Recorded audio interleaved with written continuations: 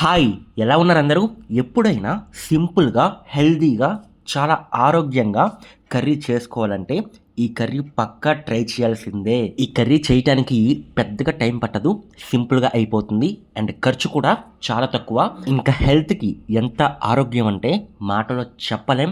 చాలా ఉపయోగాలున్నాయి. ఆ ఉపయోగాలన్నీ కూడా మనం ముందు ముందు మాట్లాడదాం. అయితే ఈ కర్రీ అనేది నాకు తెలిసినంత వరకు యూట్యూబ్‌లో ఎవ్వరు కూడా పెట్టలేదండి. ఒక్కసారి నేను ఈ వీడియోలో చూపించినట్టు ఈ కర్రీ అనేది నేను ప్రతి స్టెప్ కూడా క్లియర్‌గా ఎక్స్‌ప్లెయిన్ చేశాను. ఎలాగైతే స్టెప్స్ చెప్పానో అలాగే ఫాలో అయ్యి ఒక్కసారి చేసి చూడండి. రైస్‌లోకి గానీ, చపాతీలోకి గానీ అబ్బా! చాలా బాగుంటుంది. ఇంక మనం ఎటువంటి లేట్ చేయకుండా మొదలుపెట్టేద్దామా? ముందుగా నేనిక్కడ ఒక 7-8 స్పూన్స్ ఆయిల్ అనేది వేసుకొని ఆనియన్స్ బ్రౌన్ కలర్ వచ్చేంత వరకు వేపుకోవాలనమాట. ఇక్కడ నేను యూజ్ చేసే ఆయిల్ వచ్చేసి మస్టర్డ్ ఆయిల్ అండి. ఈ మస్టర్డ్ ఆయిల్ అనేది కొంచెం బ్లాక్ కలర్‌లో ఉంటది. బట్ హెల్త్‌కి చాలా మంచిది. రుచి కూడా చాలా బాగా వస్తుందండి. మీ దగ్గర ఉంటే వాడండి. లేకపోతే నార్మల్ ఆయిల్ అయినా వేసేసి ఇక్కడ మన ఈ కర్రీకి ఫస్ట్ స్టెప్ ఆనియన్స్ వేసాం కదా! నేనొచ్చేసి ఒక 3 ఆనియన్స్ వీలైనంత సన్నగా కట్ చేసుకున్నాను.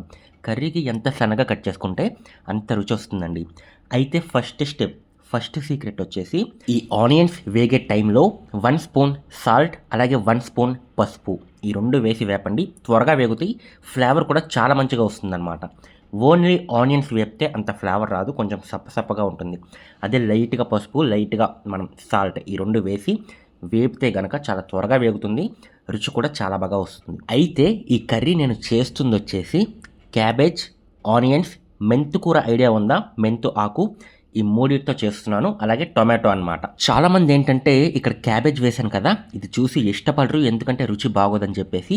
బట్ ఈ వీడియోలో నేను మీకు స్టెప్స్ చెప్తాను. సేమ్ ఇలాగే ప్రిపేర్ చేయండి. టేస్ట్ చాలా బాగుంటుంది. అద్భుతంగా ఉంటుంది. అలాగే క్యాబేజ్ ఎందుకు నేను యూజ్ చేస్తున్నానంటే క్యాబేజ్ హార్ట్‌కి చాలా మంచిది. గుండెకి చాలా మంచిదనమాట. బట్ తింటాకి అంత ఇష్టపడరు. కానీ ఈ విధంగా వండితే చాలా రుచిగా ఉంటుంది. ఈ క్యాబేజ్ వేసిన తర్వాత ఒక 4-5 మిర్చి సన్నగా కట్ చేసుకొని నేనైతే వేసుకున్నాను. ఇప్పుడు ఒక 7-8 నిమిషాలండి లో ఫ్లేమ్‌లో అలా క్యాబేజ్‌ని ఉడికిద్దాం. ఫైనల్‌లో నేను ఎంతసేపు ఉడికిస్తానో చూపిస్తాను అన్నీ వేసిన తర్వాత. ఆ ఫైనల్ స్టెప్ మాత్రం మిస్ అవ్వద్దు. అది చూస్తేనే మీకు ఈరోజు చెప్పిన రుచి అనేది వస్తుందనమాట. చాలా బాగుంటుంది. ఎప్పుడైతే ఒక 7-8 నిమిషాలు లో ఫ్లేమ్‌లో నేను క్యాబేజ్ ఉడికిస్తాను. ఉడికించిన తర్వాత ఒకే ఒక టమాటో వీలైనంత సన్నగా కట్ చేసుకొని నేనైతే వేసుకున్నాను. ఈ టొమాటో కూడా మనకి ముక్క అనేది మెత్తపడిపోవాలి. ఇప్పుడు కలర్ చూసుకుంటే ప్యూర్ రెడ్ కలర్‌లో ఉంది కదా టొమాటో అనేది. ఈ టొమాటో కలర్ కూడా మనకి చేంజ్ అయిపోతుందనమాట. చేంజ్ అయ్యే వరకు ఉడికించాలి. టొమాటో ముక్క అనేది మెత్తపడాలి. ఒక 6-7 నిమిషాలు లో ఫ్లేమ్‌లో మాత్రమే ఉడికించండి. ఓకే. ఉడికించిన తరువాత ఇప్పుడు మెంతికూర అండి. నేను ఒక 4-5 కట్టలైతే తీసుకున్నాను. వీటిని వీలైనంత సన్నగా కట్ చేసుకోండి. ఒక 4-5 టైమ్స్ బాగా వాష్ చేయండి. ఎందుకంటే దీంట్లో మట్టి ఉంటుందనమాట. ఆ మట్టి మొత్తం కూడా పోతుంది. సరిగ్గా వాష్ చేయకపోతే మట్టి మొత్తం కూడా కర్రీకి పట్టేసి మొత్తం కూర అంతా చెడిపోతుందండి.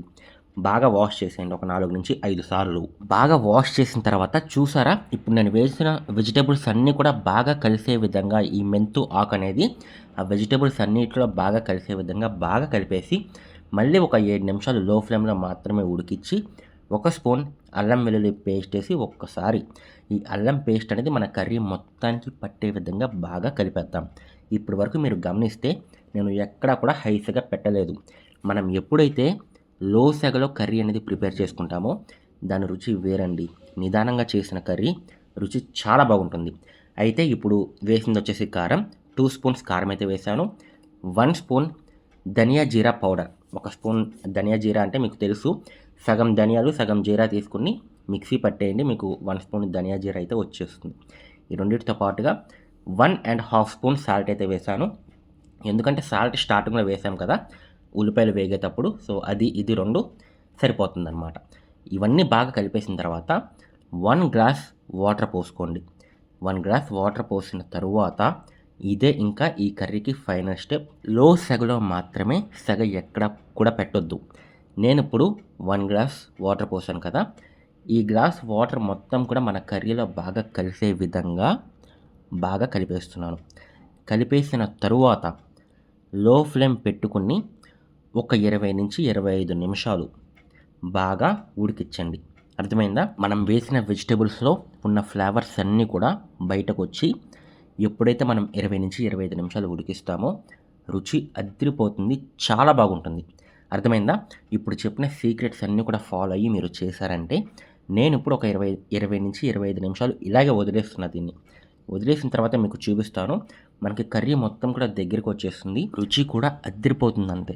చూసారా? ఒక 20-25 నిమిషాల తర్వాత మనకి ఈ కర్రీ మొత్తం కూడా ఈ విధంగా దగ్గరికి వచ్చేసి వాటర్ మొత్తం కూడా ఆవిరైపోతాయి, అంటే కలిసిపోతుందనమాట. ఇక ఈ కన్సిస్టెన్సీ వచ్చిన తర్వాత మన కర్రీ రెడీ అయిపోయినట్టే. 20-25 నిమిషాలు ఎందుకు ఉడికించాలంటే మనం మెంతు ఆకు వేసాం కదా, మెంతు ఆకు కొంచెం చేదు ఉంటుందన్నమాట. సో అది ఎప్పుడైతే బాగా ఉడుకుతుందో రుచి చాలా బాగుంటుంది. చపాతీలో కానీ వైట్ రైస్లో కానీ అదిరిపోతుంది. మరి చేసి మీకు ఎలా వచ్చింది అనేది కామెంట్ సెక్షన్లో చెప్పండి. నెక్స్ట్ వీడియోలో ఇంకొక మంచి రెసిపీతో కలుసుకుందాం. అంతవరకు బాయ్ బాయ్.